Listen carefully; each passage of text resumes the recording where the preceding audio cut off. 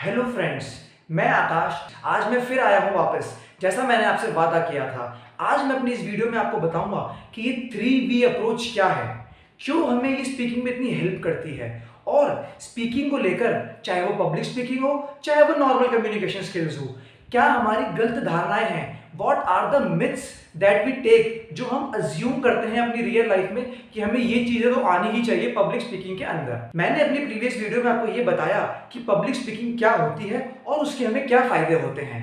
अगर आपने मेरा प्रीवियस वीडियो नहीं देखा तो तुरंत इस वीडियो के बाद उसको देखना नहीं भूलें। तो देखिए 3V अप्रोच क्या है। ये 3V's का जो अर्थ है वो है, सबसे पहला V जिसका मतलब होता है वोकल, सेकंड V जिसका मतलब होता है वर्बल और थर्ड V जिसका मतलब होता है विजुअल। तो देखिए वोकल का क्या मतलब है। आप जब किसी के आगे बात करते हैं तो आपकी आवाज में कितना कॉन्फिडेंस है, क्या आप जो बोल रहे हैं क्या आप एकदम धीमे बोल रहे हैं, क्या आप बहुत तेजी से तो नहीं बोल रहे, क्या आप बोलते बोलते कभी बीच में धीमे पड़ जाते हैं, कभी आप बहुत तेज बोलना शुरू कर देते हैं। तो आपकी आवाज किस तरीके से सामने वाले के कानों में पहुंच रही है, वही होता है हमारा वोकल। सेकंड आता है हमारा वर्बल।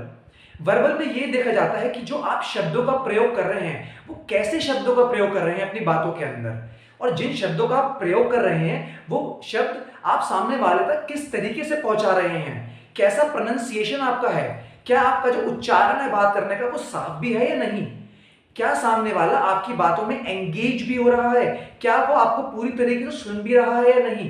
तो ये आता है हमारा वर्बल के अंदर। और थर्ड होता है हमारा विजुअल। देखिए विजुअल में ये आता है कि आप सामने वाले के सामने किस प्रकार खड़े हुए हैं, आपकी बॉडी लैंग्वेज कैसी है, क्या आप ज्यादा हाथ तो नहीं हिला रहे, क्या बात करते करते आपके चेहरे पे घबराहट तो नजर नहीं आ रही, क्या आप ज्यादा हड़बड़ा तो नहीं रहे अपनी बातों के अंदर, और आखिरी कि आपने जो कपड़े पहने हुए हैं आप किस तरीके से खुद को रिप्रेजेंट कर रहे हैं उसके सामने, आप कितना कॉन्फिडेंट लग रहे हैं अपनी बातों के अंदर। तो ये आता है हमारा विजुअल। तो जो मैंने आपको 3V's बताए यानी कि वोकल, वर्बल और विजुअल, ये 3V's हमारे पब्लिक स्पीकिंग के अंदर या फिर कोई भी कम्युनिकेशन के अंदर हमें बहुत हेल्प करते हैं। अब मैं आपको ये बताता हूं कि हमारी क्या गलत धारणाएं हैं पब्लिक स्पीकिंग के अंदर, जो हमें लगता है कि यार अगर मुझे ये सब नहीं आया तो मैं पब्लिक स्पीकिंग नहीं कर पाऊंगा। सबसे पहली गलत धारणा, इंग्लिश। जी हाँ, हम में से बहुत लोगों को यही लगता है कि यार मुझे तो इंग्लिश आनी चाहिए, अगर मुझे इंग्लिश नहीं आई तो मैं ढंग से बात नहीं कर पाऊंगा। तो ये आपकी ये सोच गलत है। देखिए मैं भी आपके सामने भी बात कर रहा हूं, लेकिन मैं तो इंग्लिश का प्रयोग नहीं कर पा रहा हूं, लेकिन क्या मैं अपनी बात आपके कानों तक सही से नहीं पहुंचा पा रहा हूं। तो देखिए जो भी भाषा का प्रयोग हम करते हैं उसका केवल एक ही मकसद है कि कैसे हम अपनी बात सामने वालों के कानों तक पहुंचा रहे हैं। आप किसी भी भाषा का प्रयोग करें, लेकिन आप जो भी बात कहें उसे साफ और इस कदर कहें कि सामने वाले को आपकी बात समझ में आए।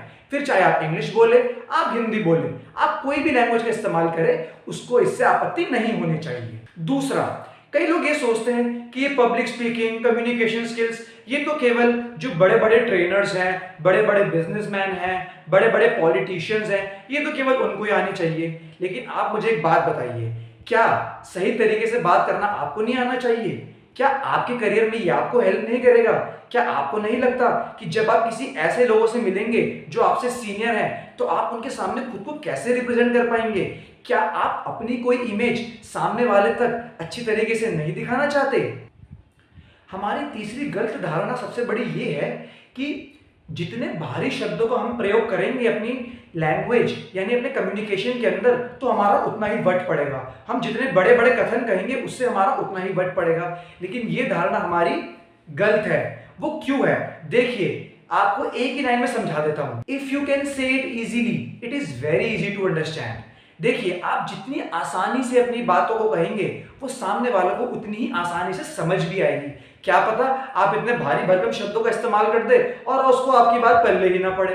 देखिए एल्बर्ट आइंस्टाइन ने कहा है कि if you can not explain it easily you yourself don't understand it well. इसका क्या मतलब हुआ कि अगर आप अपनी बात को किसी के सामने आसान भाषा में नहीं कह सकते तो इसका मतलब आपको अपनी बात खुद ही समझ में नहीं आई। चौथा और आखिरी हमारी सबसे बड़ी गलत धारणा यह है कि first impression is the last impression. देखिए ये लाइन कई जगह तो काम करती है, लेकिन ये जब काम नहीं करती जब आप कोई चीज सीख रहे होते हैं। देखिए आप अपने दिमाग में बंद क्यों हैं? क्योंकि आपने बहुत सारी बातों को एक साथ जगह लगा दिया है। हर बात को एक ही जगह लगाना नहीं, बल्कि हर बात को सही जगह लगाना आपको आना चाहिए। देखिए, दो तरीके के लोग होते हैं। एक, जिन्होंने खुद कभी कोई तरीके से किसी चीज को सीखा होगा, तो वो समझ जाएंगे। अगर आप उनके आगे हड़बड़ाते भी हैं तो वो समझ जाएंगे कि यार ये सीख रहा है, बहुत अच्छी बात है। और दूसरा वो, जिन्हें खुद कुछ नहीं आता और जो खुद कभी कुछ कर भी नहीं सकते, तो मैं ये कहता हूं कि आपको उनकी बातों का कभी फर्क ही नहीं पड़ना चाहिए।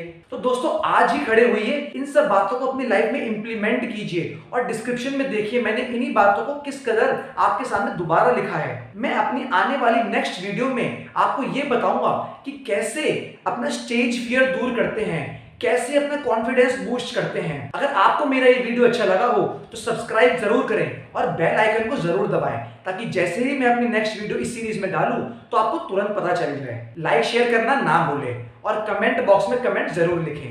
धन्यवाद।